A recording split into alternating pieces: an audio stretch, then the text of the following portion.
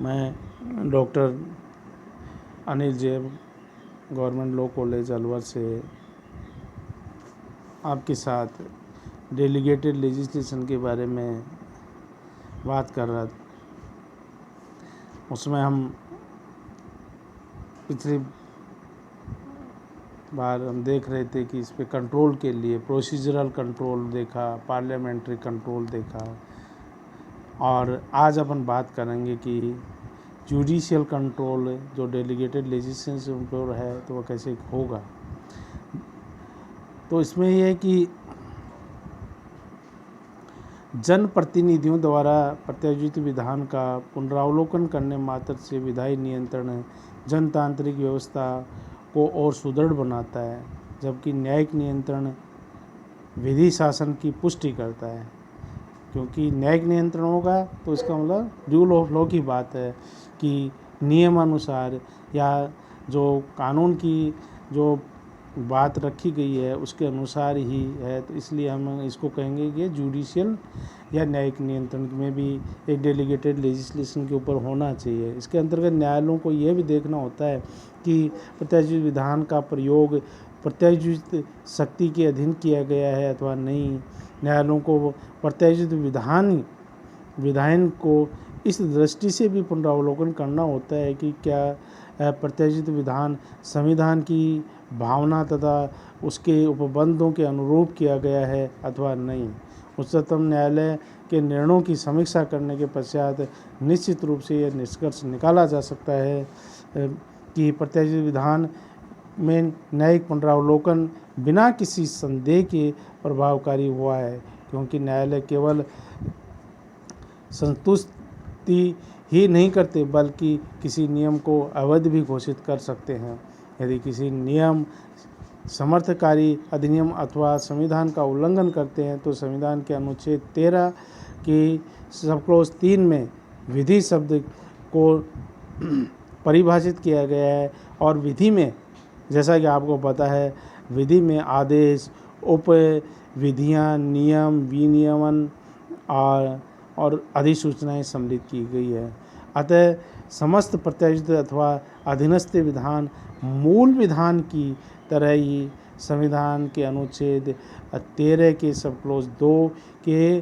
उपबंधों से नियंत्रित होते हैं, जिसमें ये कहा गया है कि राज्य ऐसी किसी भी कानून, ऐसी कोई विधि की संरचना नहीं करेगा जो संविधान के भाग 3 पार्ट 3 द्वारा प्रदत्त जो फंडामेंटल राइट्स हैं को छीनती है या काट छांट करती है अथवा न्यून करती है या कम करती है। प्रत्यायोजित विधान को न्यायालय के समक्ष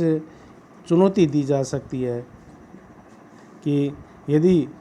प्रत्यायोजित विधान की समर्थकारी अधिनियम के प्रावधानों के विपरीत निर्मित किया गया है।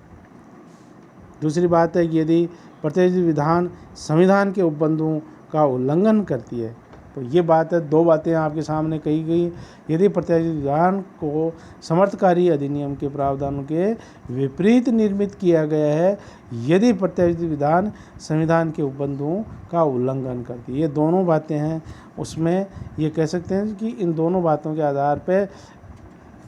जो डेलीगेटेड लेजिस्लेशन है उसको न्यायालय में चैलेंज किया जा सकता है। और यदि कोई विधि संविधान के प्रावधानों का उल्लंघन करती है तो न्यायालय उसे क्या कहेंगे, फर्स्टली हम क्या कहेंगे इसको, ये अधिकारातीत घोषित करने की शक्ति को धारण करता है। अतः किसी विधि को इस आधार पर अनकॉन्स्टिट्यूशनल घोषित कर दिया जाता है तो वह निष्प्रभावी हो जाती है तथा उसे लागू करना अवैध तथा अनकॉन्स्टिट्यूशनल या असंवैधानिक माना जाता है। तो ये बात हम कह सकते हैं। दूसरी बात है कि जैसा कि आपने पहले भी देखा है, दिल्ली लॉज एक्ट के मामले में भी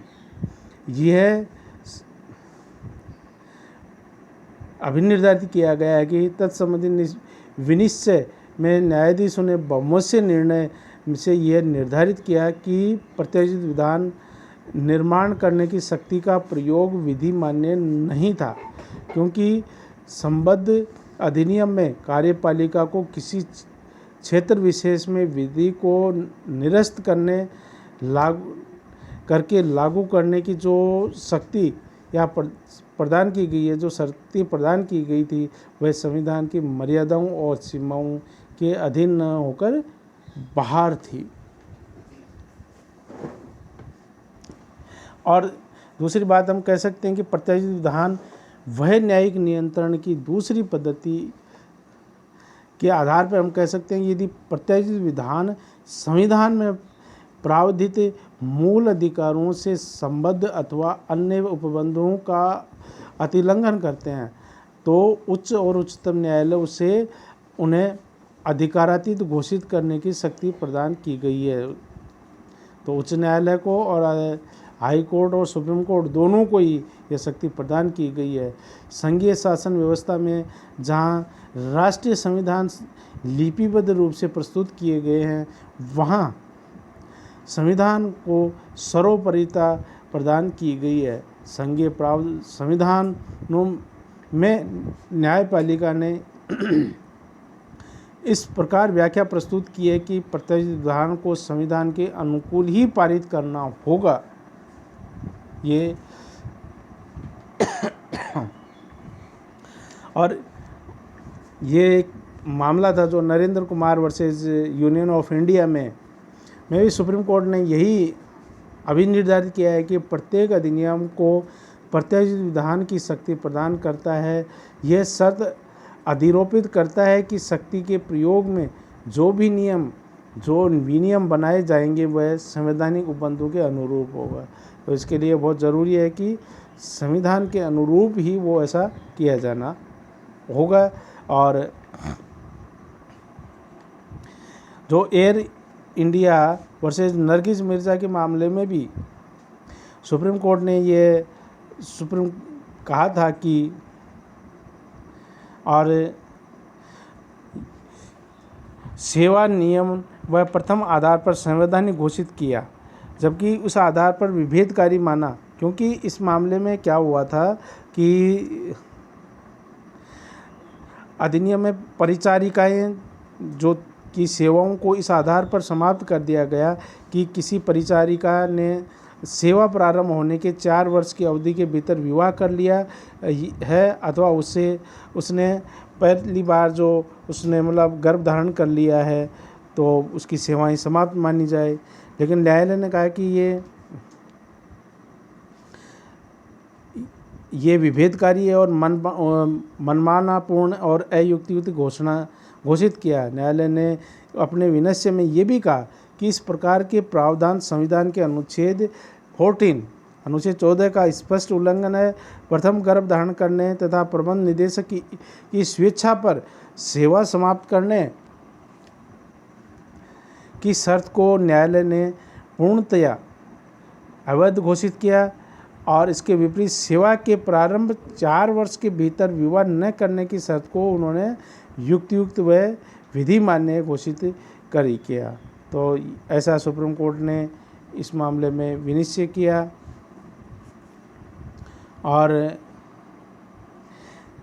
ऐसा ही एक अन्य मामला था जिसमें कि सुप्रीम कोर्ट द्वारा पंजाब एवं हरियाणा उच्च न्यायालय तथा बनाम पंजाब राज्य के मामले में भी पंजाब उच्च न्यायालय ने उच्च न्यायिक सेवा के अधीन दिए गए विनिश्चय को असंवैधानिक घोषित कर दिया, जिसमें पंजाब के राज्यपाल को जिला न्यायाधीश की सेवा पुष्टि करने की शक्ति प्रदान की गई थी। क्या था कि राज्यपाल गवर्नर महोदय को क्या दे दिया, जिला न्यायाधीश की सेवा पुष्टि की शक्ति प्रदान की गई थी। पंजाब उच्च न्यायालय ने निर्णय के अनुसार जिला न्यायाधीशों की सेवा पुष्टि करने का क्षेत्राधिकार संविधान के अंतर्गत उच्च न्यायालयों को प्रदान किया गया है, और उधर उन्होंने गवर्नर को ऐसे अधिकार दे दिया जो कि चैलेंज किया गया था।